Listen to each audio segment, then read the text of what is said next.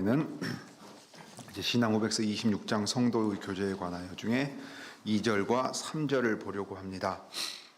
관련해서 성경 본문으로는 신약 성경 히브리서 10장 19절부터 39절을 먼저 읽겠습니다. 히브리서 10장 19절부터 39절을 제가 세번역 본문으로 먼저 읽은 다음에 우리 고백서 26장 2절 3절 각각 같이 고백하시지요. 그러므로 형제 자매 여러분, 우리는 예수의 피를 힘입어서 담대하게 지성소에 들어가게 되었습니다. 예수께서는 휘장을 뚫고 우리에게 새로운 살 길을 열어주셨습니다. 그런데 그 휘장은 곧 그의 육체입니다. 그리고 우리에게는 하나님의 집을 다스리시는 위대한 제사장이 계십니다. 그러니 우리는 확고한 믿음을 가지고 참된 마음으로 하나님께 나아갑시다. 우리는 마음에다 예수의 피를 뿌려서 죄책감에서 벗어나고 맑은 물로 몸을 깨끗이 씻었습니다. 낭독 중에 잠깐 멈춰서 말씀드리죠. 여기 예수의 피를 뿌려서 죄책감에서 벗어났다 하고 세번역이 번역을 했는데 어쩌면 이 세번역 번역 중에 가장 아쉬운 부분이 이 본문일 텐데요. 그냥 죄책감을 뜻하는 것은 아닙니다. 좀 기억하시고 보시면 좋겠습니다. 자, 23절입니다. 또 우리에게 약속하신 분은 신실하시니 우리는 흔들리지 말고 우리가 고백하는 그 소망을 굳게 지킵시다. 그리고 서로 마음을 써서 사랑과 선한 일을 하도록 격려합시다. 어떤 사람들의 습관처럼 우리는 모이기를 그만하지 말고 서로 격려하여 그 날이 가까워 오는 것을 볼수록 더욱 힘써 모입시다. 우리가 진리에 대한 지식을 얻은 뒤에도 짐짓 죄를 짓고 있으면 속죄의 제사가 더 이상 남아있지 않습니다. 남아있다고 예상할 수 있는 것은 무서운 심판과 반역자들을 삼킬 맹렬한 불뿐입니다. 모세의 율법을 어긴 사람도 두세 증인의 증언이 있으면 가차없이 사형을 받는데 하나님의 아들을 짓밟고 자기를 거룩하게 해준 언약의 피를 대수롭지 않게 여기고 은혜의 성령을 모욕한 사람은 얼마나 더 무서운 벌을 받아야 하겠는가를 생각해 보십시오. 원수를 갚는 것은 내가 할 일이니 내가 갚아주겠다 하고 말씀하시고 또 주님께서 그의 백성을 심판하실 것이다 하신 분을 우리는 알고 있습니다. 살아계신 하나님의 징벌하시는 손에 떨어지는 것은 무서운 일입니다. 여러분은 빛을 받은 뒤에 고난의 싸움을 많이 견디어낸 그 처음 시절을 되새기십시오. 여러분은 때로는 모욕과 환난을 당하여 구경거리가 되기도 하고 그런 처지에 놓인 사람들의 친구가 되기도 하였습니다. 여러분은 감옥에 갇힌 사람들과 고통을 함께 나누었고 또한 자기 소유를 빼앗기는 일이 있어도 그보다 더 좋고 더 영구한 재산이 있다는 것을 알고서 그런 일을 기쁘게 당하였습니다. 그러므로 여러분의 확신을 버리지 마십시오. 그 확신에는 큰 상이 붙어 있습니다. 여러분이 하나님의 뜻을 행하고서 그 약속해 주신 것을 받으려면 인내가 필요합니다. 이제 아주 조금만 있으면 오실 분이 오실 것이요 지체하지 않으실 것이다. 나의 의인은 믿음으로 살 것이다. 그가 뒤로 물러서면 내 마음이 그를 기뻐하지 않을 것이다. 우리는 뒤로 물러나서 멸망할 사람들이 아니라 믿음을 가져 생명을 얻을 사람들입니다. 자, 여기까지가 히브리서 10장 이제 19절부터 마지막 부분까지였습니다. 우리 고백서 이제 26장 2절과 3절을 각각 고백하겠습니다. 자, 2절입니다. 2절. 믿음을 고백한 성도들은 하나님께 예배하는 일이나 서로를 세우는데 도움이 되는 다른 신령한 봉사들을 수행하는 일에서 거룩한 사귐과 교제를 유지해야 할 의무가 있습니다.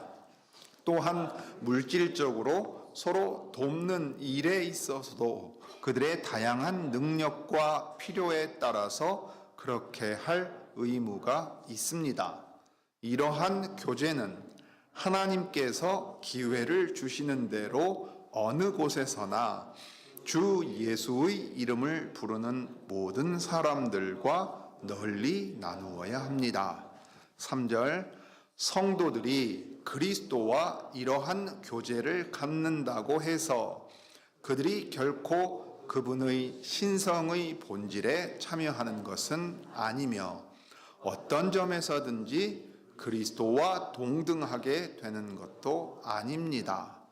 둘 중의 하나라도 긍정하는 것은 불경이고 신성모독입니다. 또한 성도들이 서로 교제를 갖는다고 해서 각 사람의 재산과 소유에 대한 명의나 소유권을 빼앗거나 침해하는 것도 아닙니다.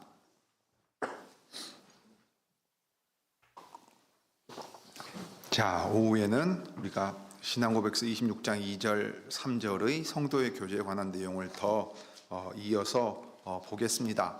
1절에서 이야기하고 고백하고 있는 바를 2절과 3절이 더 구체적으로 보여주고 있고, 그 다음에 하나님과 사귄다, 특별히 그리스도와 연합하여 그 교제에 참여한다 할 때 주의할 점이 무엇인가, 그 다음에 성도가 서로 사귄다고 할 때 이제 주의해야 할 것은 무엇인가 하는 것을 이 신앙고백서가 말하고 있습니다.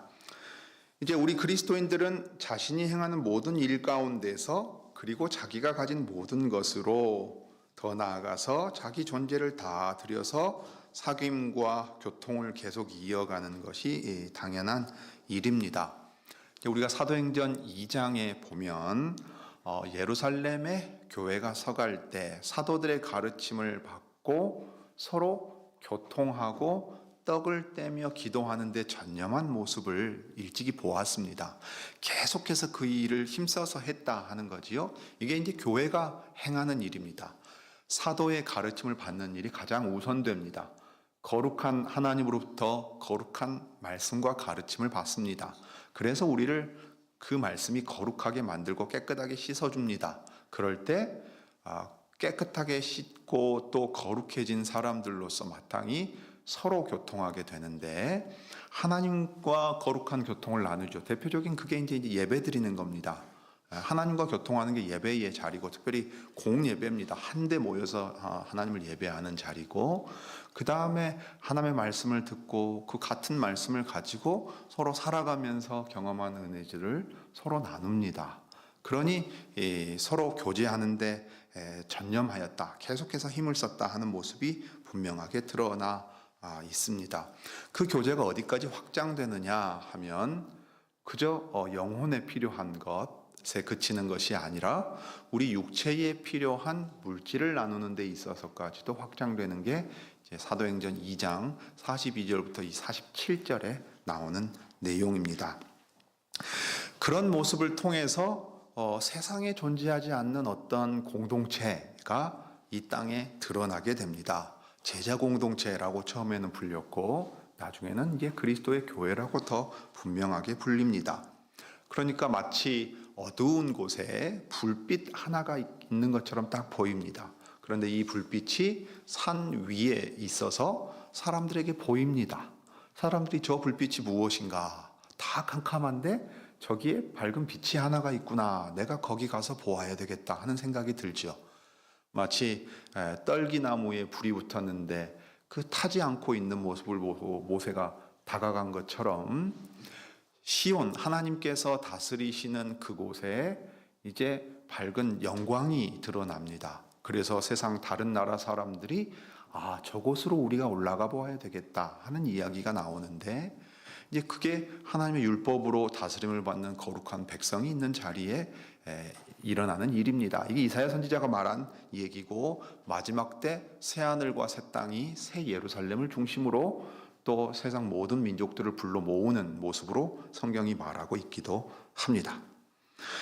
그리스도인 중에는 주일 예배가 삼위 하나님과 교제하는 면에서나 성도의 사귐을 갖는 면에서 하나님께서 다스리시는 그 천국 하늘나라를 미리 경험하는 시간이었다고 증언할 수 있는 분들이 많겠지요.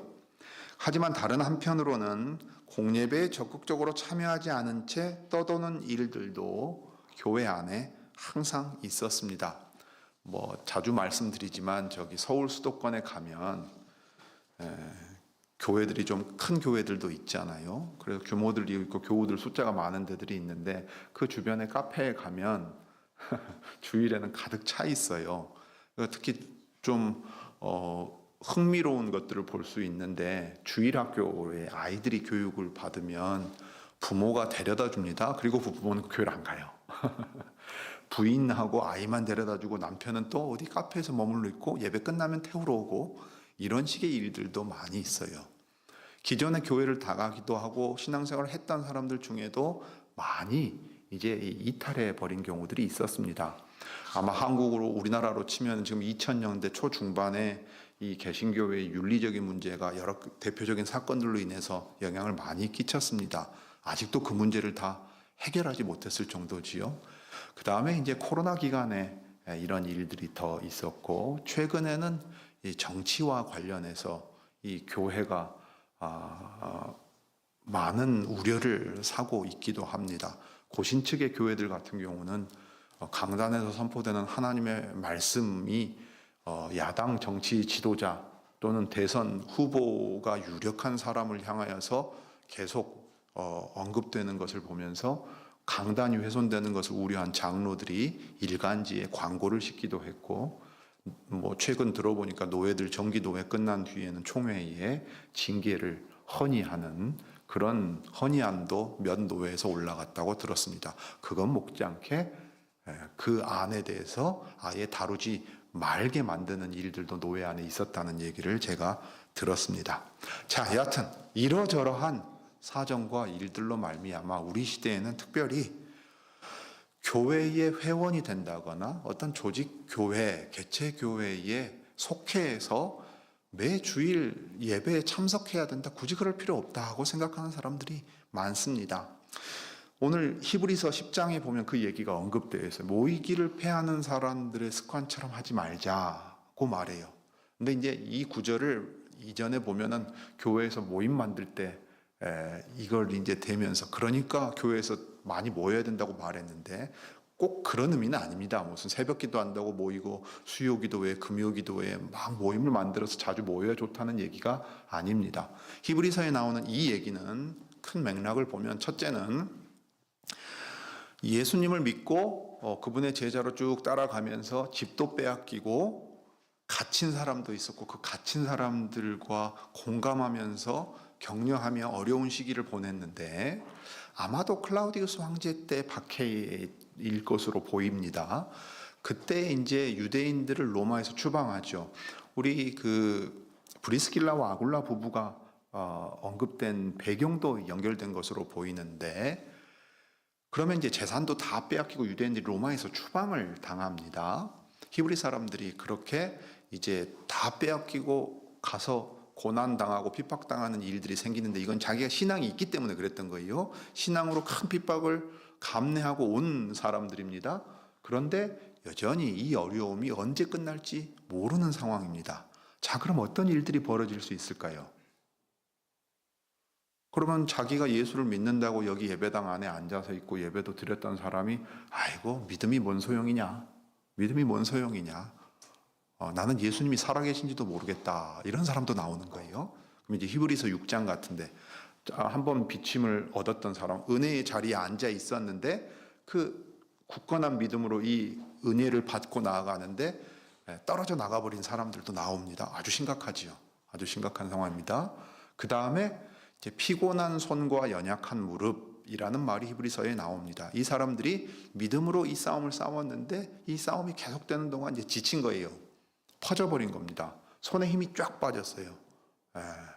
피곤하다, 손에 힘이 안 들어가죠. 연약한 무릎은 무릎이 탁 꺾여요, 여러분. 여러분 몸에 힘이 없으면요, 아무리 젊은 사람이고 뭐고 해도 어떻게 됩니까? 맥이 탁 풀리고 손에 힘이 쫙 빠졌다. 그러면 걸어가지도 못하고 주저앉는 거죠. 딱 그 상황이 나와 있습니다. 그러니까 히브리서를 쓸 때 배교하는 사람에 대하여 경고하고, 그 다음에 낙심한 사람들에 대하여 위로하고 권면하면서 이제 주께서 우리 안에 행하신 일이 무엇인가를 떠올려라. 예수님이 누구신가? 우리 안에 무슨 일을 행하셨는가를 기억해라 하는 얘기를 합니다. 그러면서 모이기를 패하는 사람, 모여봐야 무슨 소용이 있냐?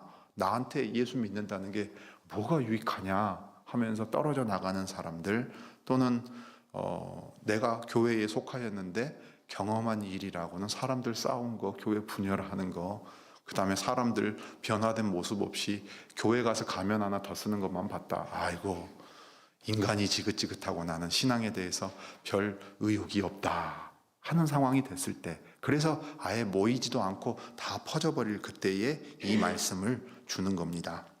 오직 권하여 그날이 가까움을 볼수록 더욱 모이기에 힘써라 하고 말하고 있습니다. 그래서 하나님을 향한 이 모든 신령한 봉사 안에는 하나님을 섬기는 일인데, 이 하나님을 향하여 섬길 때는 이게 제사 드리는 거거든요. 그게 하나님과 교통하는 일입니다. 그 안에는 서로를 향한 신령한 봉사가 있습니다. 사실 서로를 세우는 것이 우리가 예배하는 한 가지 목표가 되어야 합니다. 그래서 히브리서 10장 24절에 보면 서로 돌아보아 사랑과 선행을 격려하라. 낙심하여 퍼지지 말고 서로 격려하고 권면해서 사랑하고 선행을 행하고, 그렇게 함으로써 거룩한 우리가 교통하는 일, 신령한 움직임이 교회 안에 있게 해라 하고 얘기를 했습니다. 고린도전서에서 바울은 예배처럼 보이지만 실제로는 자기 욕심을 채우는 그런 행위들은 하나님께서 받지 않으시는 예배이므로 버리라고 말하기도 했습니다. 사실 이러한 예배에서의 사귐이 예배 바깥으로 흘러나가는 아주 중요한 방식 중 하나는 물질을 가지고 서로 교제하는 겁니다. 우리는 자신이 가진 능력에 따라, 그리고 형제 자매의 여러 필요에 따라 물질로 서로 돕는 방식으로 이 사귐을 이어가고 더 구체적으로 실천해 갑니다. 누가가 초대교회의 예배 모습을 설명한 대목을 읽어보면 이렇게 자기가 가진 것을 나누고 서로 돌아보는 일들이 예배와 함께 예배에 뒤섞여 나오는 것을 이 사도행전 2장에서 볼 수 있습니다. 사도 요한도 사람이 형제의 궁핍함을 보고도 도와줄 마음을 갖지 않는다면 과연 그가 하나님의 사랑을 아는 이겠는가 하고 요한일서에 편지를 쓸 때 물었습니다. 바울 역시 고린도 후서에서 가장 긴 분량 중 하나를 할애하면서까지 그 유대 지역의 교회의 물질적인 필요를 돕기 위해 그의 신중하고 사려 깊은 복음 활동에 관하여 설명합니다. 이 고린도서 8장 9장에 있거든요. 그러니까 오늘 우리가 이제 사도행전 다음 부분에 볼 거예요. 예루살렘으로 가려고 하고 그 다음에 로마로 가려고 할 때 바울이 염두에 두고 있는 건 뭐냐면 유대 지역의 형제 자매들, 교회들을 어떻게 복음을 함께 받은 마케도니아 지역과 소아시아 지역의 교회들이 도울 수 있을 것인가 하는 얘기가 나옵니다. 그러니까 이게 개인 간의 관계를 넘어서 어떻게 됩니까? 교회 안의 형제 자매를 넘어서 교회들끼리 주님의 한 교회로서의 이 보편교회 의식을 가지고 우리의 형제요 자매된 교회다, 함께 돕자 하는 마음을 이렇게 거룩한 사귐 가운데 드러내고 있다 하는 말입니다.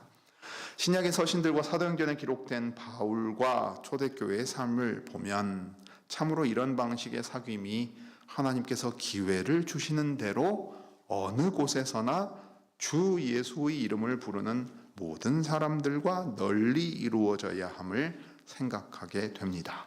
이런 성도의 사귐은 우리 교회나 지역의 경계를 넘어서 확장됩니다.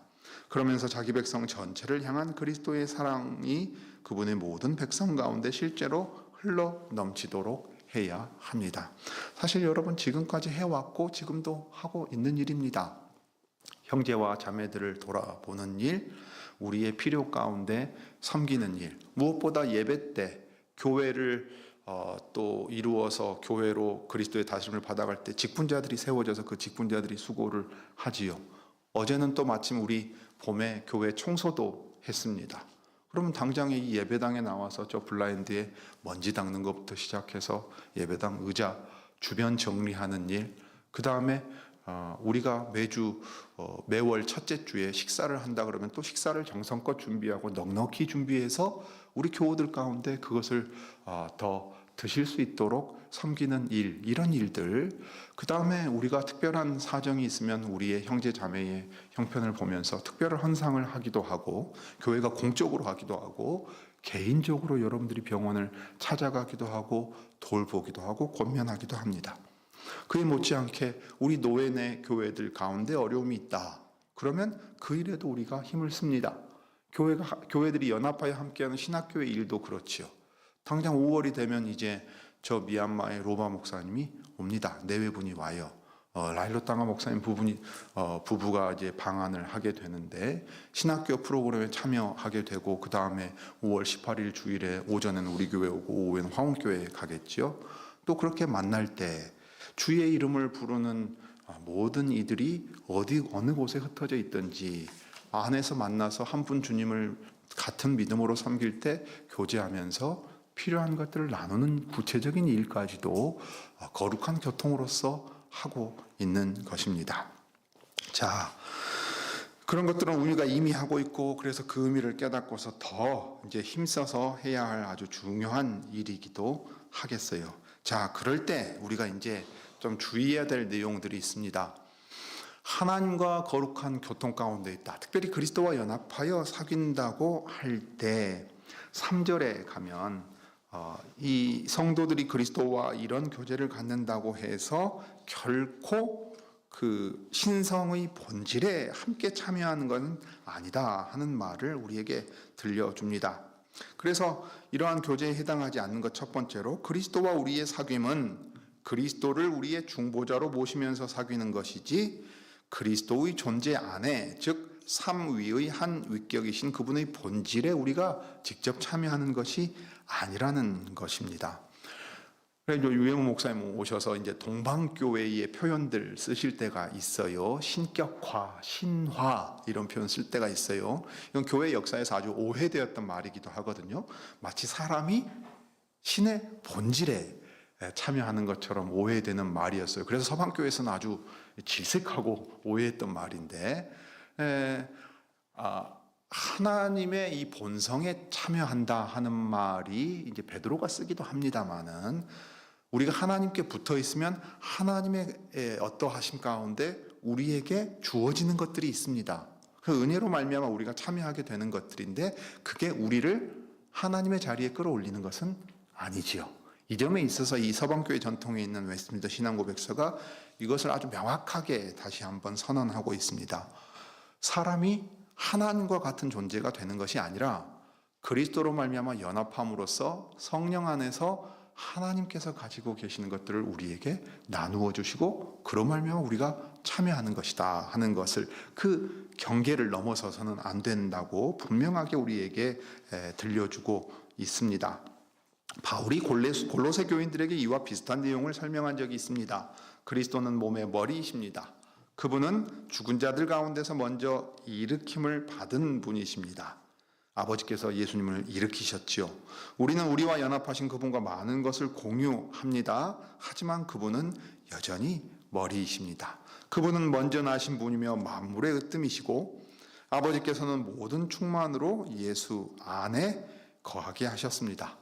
초대교회 당시든 종교개혁 시대든 심지어 오늘날이든 예수님을 낮춰 말하거나 우리 자신을 과대평가하는 경우들이 있는데, 이것은 큰 잘못입니다. 피조물로서 언제나 하나님을 하나님으로 인정하고, 도리어 그 피조물인 우리가 하나님의 거룩한 것, 또 영원한 것, 하나님께만 있는 어떤 것들에 참여하게 하신 것을 항상 감사하며 나아가야 합니다.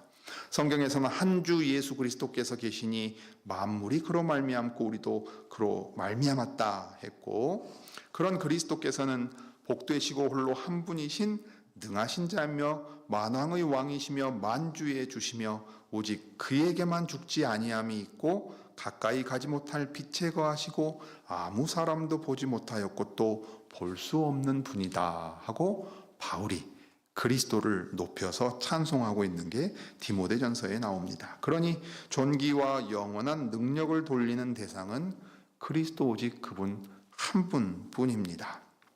그러니까 반대로 이렇게 놀라운 그리스도의 영광에 우리로 참여하게 하셨으니까 예수께서 말씀하신 대로 우리는 무익한 종입니다. 해야 할 일을 했을 뿐입니다. 오직 그리스도만이 이 영광을 받으실 뿐입니다 하고 사람들이 자기를 높이려 할 때 그리스도를 높이고 그리스도만을 자랑해야 한다, 이 얘기입니다.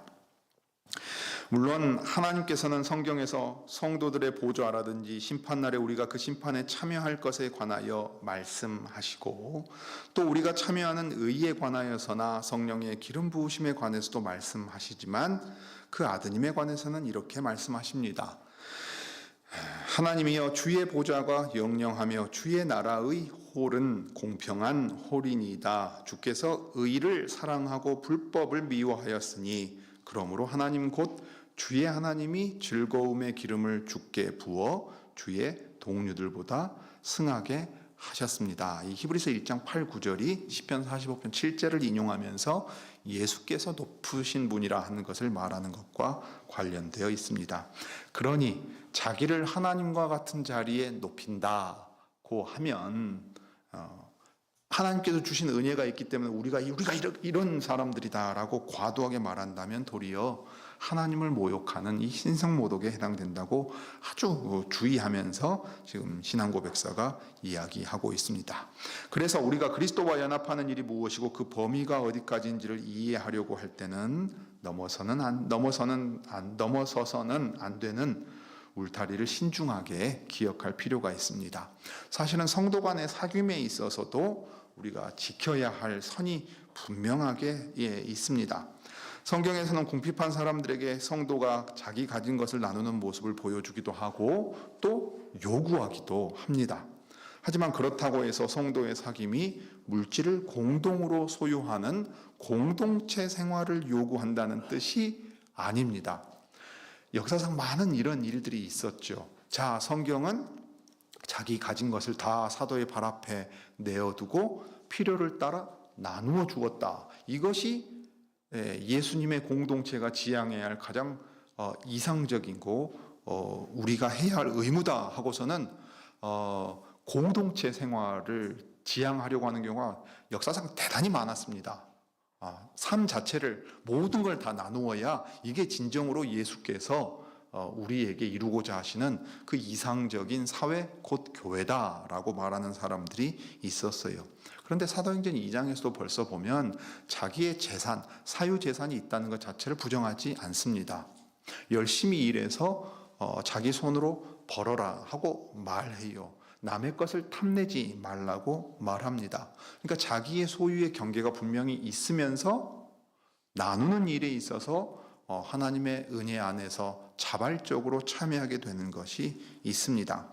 그러니까 즉 개인의 경계가 있고 이 경계는 은혜 받은 자답게 하나님의 인도하심 아래서 자발적으로 이루어지는 그 일이라 하는 것을 부정하면 안 된다는 거예요. 교회 안에 이제 또 다른 오류들도 있어요. 예를 들면은 오늘 아침에 보았던 사도행전 19장에 나오는 겁니다. 유대인이나 그리스 사람들이나 모두 두려워 떨면서 주 예수님을 찬송하지요. 그런 다음에 믿는 이들이 어떻게 했습니까? 나와서 자기의 죄를 자백하며 공개적으로 자기가 한 일을 말했다 그랬잖아요. 그러니까 이걸 의무화시키는 사람들이 있었습니다. 죄의 자백은 공개적으로 해야 한다. 이게 참 회개고 이게 참 신자의 모습이다 하면서 교회는 그렇게 해야 한다 했어요. 그러니까 공동체를 지향하고 죄를 회개하고 자백하는 일에 있어서까지 다 드러내야 돼요. 그러면 여기에는 개인이 없습니다. 개인의 경계라는 것이 존재하지 않아요. 모든 것을 다 드러내야 돼요.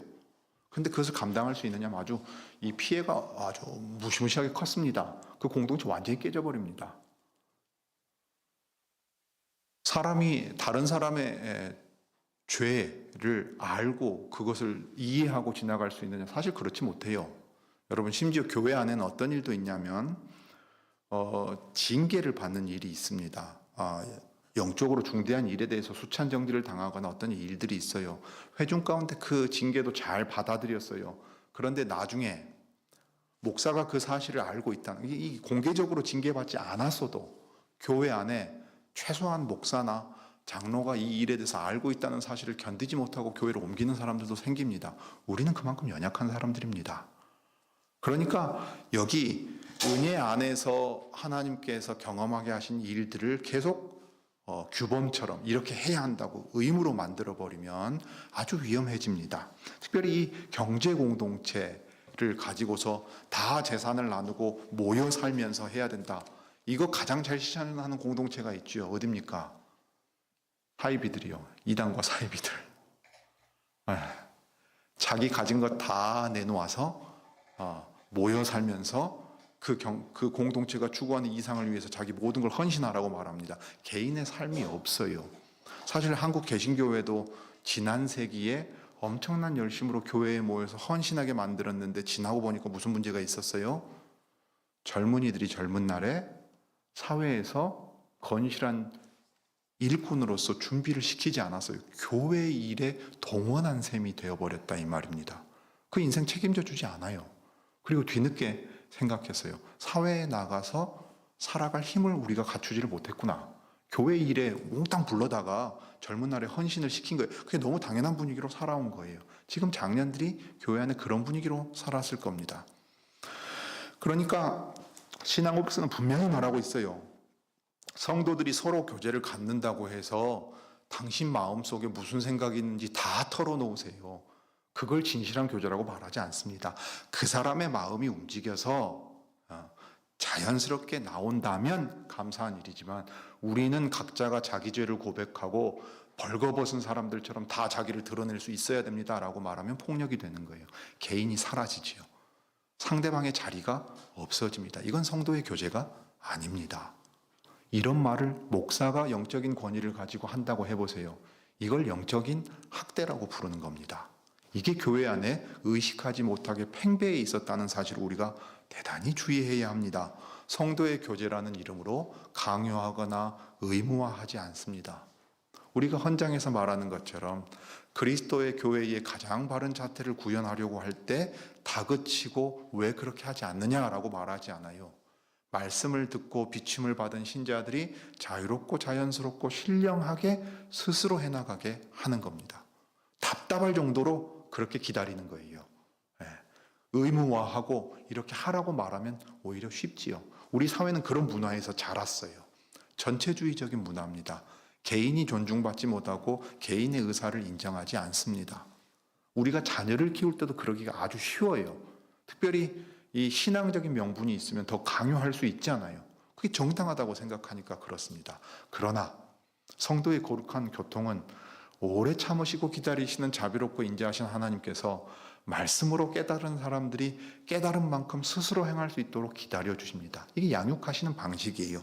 우리도 서로를 용납해야 됩니다. 그 점에서 거룩한 교통은 용납하고 자기의 허물을 하나님께 아뢰고 자연스럽게 자기의 연약함을 드러낼 수 있도록 기다려 주면서 이 공간과 선을 지키면서 나아가야 합니다.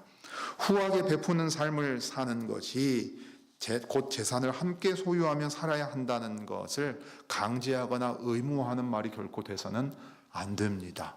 기다려야 하고 자연스럽게 나아가야 합니다. 그러니까 신자는 그 점에 있어서 인격적으로 교통한다는 게 무엇인지 잘 아는 사람이어야 해요. 상대방의 존재 자체를 인정해야 합니다. 연약함이 보일 수 있죠. 당연히 보이죠. 그거 기다려야 합니다. 그 사람이 사과할 때 받아줘야 되고 용서를 구할 때 용서해 줄 수 있어야 합니다.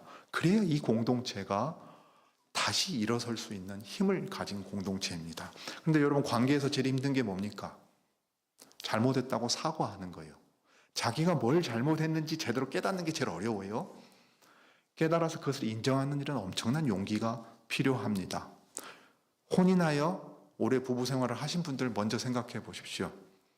부부 사이가 언제 냉랭해집니까? 서로의 마음이 아주 차갑게 식어버리는 거, 잘못할 때 용서를 구하지 않고 돌이키지 않고 변화 없는 거, 그래서 기대할 것이 없어지면 완전히 싹 굳어버리죠. 사랑을 유지할 수가 없습니다. 부모 자식 간의 관계는 어떻습니까? 자녀를 노엽게 하지 말라고 에베소 교회에 바울이 말하잖아요. 부모가 하는 말과 행동이 항상 옳던가요? 천만의 말씀 아닙니까? 자녀는 또 어떠합니까? 주의 교양과 훈계로 양육해야 될 필요성이 있는 존재 아닙니까? 그런 것 저런 것 따지면 우리는 언제나 주 안에서 말씀의 빛을 받고 계속 자기를 돌아보면서 용서를 구하고 용서해주고 잘못을 빌고 잘못한 것을 깨닫고 그렇게 하지 않으려고 애쓰는 사람들이에요. 그 점에서 신자의 이 경건의 참모습은 외적인 예배에 참석하고 이 물질을 드리고 이건 오히려 쉬울 거예요. 오히려 쉬울 겁니다. 우리 마음이 변화되어서 인격이 바뀌고 있다는 것이 인정받는 것. 그건 가정에 가면 제일 잘하는 거 아닙니까? 부부간에, 부모와 자녀간에 제일 잘하는 거예요. 진짜 믿음이 있다면 가정 안에서 사람과의 관계 속에서 우리의 생각과 말과 행동이 바뀔 겁니다. 그러면 저 사람은 예수 믿는 사람이 맞다 하고 인정받을 만한 여지가 그 사람의 품성에서부터 생겨난다 이 말입니다. 이건 본성적일 수가 없어요. 말씀의 은혜를 받은 사람이 그리스도 안에서 깨달아서 노력하는 가운데 이루어가는 거룩한 일들입니다. 그런 사람은 반드시 상대방을 존중하게 돼요. 자기를 용납해 주신 그리스도의 사랑을 깨달은 사람이 남의 죄도 용서해 줄 수 있습니다. 마태복음 18장의 내용이 그 핵심 아닙니까? 사실 우리는 상대방과 관계하면서 얼마나 힘듭니까? 여러분 직장이나 여러분이 사는 곳에서 정말 괴롭게 하는 사람이 있을 거예요. 저 사람만 없으면 좋겠다고 싶은 생각이 있을 거예요. 누군가 그러더라고요. 그런 사람이 당신 주변에 없으면 당신이 바로 그런 사람이라고. 예. 우리 인생에서 대부분의 괴로움은, 가장 큰 괴로움은 사람이에요. 사람입니다. 그런데 성도의 사귐이라고 말할 때는 교회는 그런 곳이 아니라는 겁니다. 그런 사람들을 변화시켜서 거룩한 물이라고 부를 수 있는 어떤 것들이 우리 안에 있다는 겁니다. 그리고 그렇게 만들어 가신다는 겁니다. 그러니 성도의 사귐에 있어서 여러분 우리 교회가 아쉬운 점들이 있을 수도 있어요. 여러분 잘해왔고 잘 하고 있으면 잘 하실 거예요. 그럼에도 아쉬운 것들이 있지만 그런 것들을 가지고 우리가 해온 것들을 무시해버리지 마십시오. 또 앞으로도 우리가 무엇을 해야 될지 다시금 살피면서 이 거룩한 교제가 하나님과의 교통함에 있어서나 성도 서로가 교통함에 있어서나 우리가 교회들 간의 사귐에 있어서 더 진전해 갈 수 있도록 주께서 은혜를 주시기를 빕니다. 기도하시지요. 은혜와 사랑이 풍성하신 하나님, 우리 아버지, 오래 참고 기다리며 용납한다는 것이 무엇인지 그리스도 안에서 나타내 보여주신 사랑으로 저희가 배웁니다. 참으로 저희는 참된 사랑이 무엇인지 알지 못했고 그 사랑을 받아보지 못했고 사랑을 행하지 못했습니다. 그러나 그리스도 안에서 삼위 하나님께서 거룩한 사랑을 보여주셨고 가르쳐 주셨고 지금도 가르치고 계시기에 저희가 그 사랑을 행할 수 있사오니 참으로 저희들의 속 사람이 그리스도와 같은 품성으로 변화되어 갈 수 있게 말씀으로 비춰주시고 항상 돌이키고 회개하며 용서를 구하고 사과하고 용납하고 권면하고 격려하는 그런 주 안에서 적극적이고 긍정적인 사람들이 될 수 있도록 이끌어 주시기를 구합니다. 우리의 죄와 연약함 때문에 낙심치 아니하고 그리스도 안에서 소망을 갖게 하시며 우리의 관계들을 변화시켜 나갈 힘을 허락하시고 참으로 타인들의 존재를 소중히 여기고 배려하고 존중하는 가운데 참으로 삼위 하나님 안에서 새롭게 창조하신 인간다운 참된 그 인간다움이 우리 안에 거룩한 교통으로 나타날 수 있게 이끌어 주시기를 빕니다. 그때에 저희를 세상으로 보내서 만나게 하시는 사람들도 참으로 주께서 은혜해 주신 사람들, 하나님의 백성들은 다른 것이 있다는 것을 보고 느낄 수 있을 것입니다. 주의 은혜로 우리를 이렇게 계속 변화시켜 주옵소서. 주 예수님의 이름으로 기도드립니다.